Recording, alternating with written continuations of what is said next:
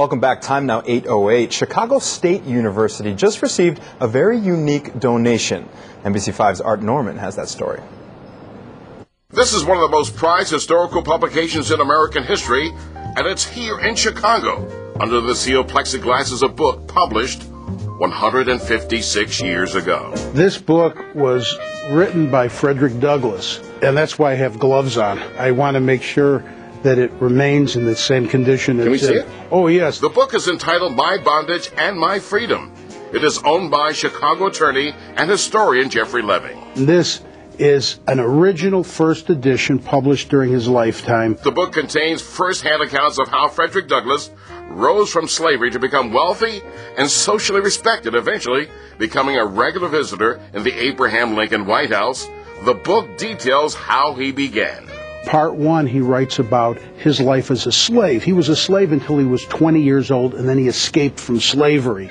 The second part of the book talks about his life as a free man. The autobiography is graphic, with lots of explicit details. It's a very, very emotional, important book that hasn't been edited. It's a real book, and this is something that's important for students and educators. The Douglass book is actually being donated to Chicago State.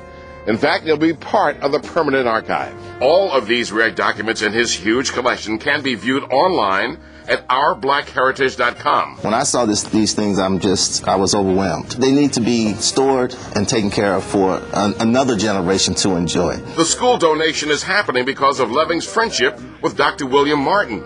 Chicago State University is an open campus. We're going to store it somewhere in the library where students and anyone in the public can come by our great institution and enjoy it. I don't want to give my opinion on African American history. What I want is to give educators and students original documents so they could formulate their own opinions by dealing with real history. This is just the tip of the iceberg of what Mr. Leving is doing with African American history. The collection includes lots of Douglass memorabilia, including newspaper articles, anti-slavery writings, and this original signed lithograph of the Confederate Declaration of Independence, which sanctioned slavery but was captured by the colored Union troops. The real good thing about it is they didn't destroy it. They didn't destroy it, and that is key.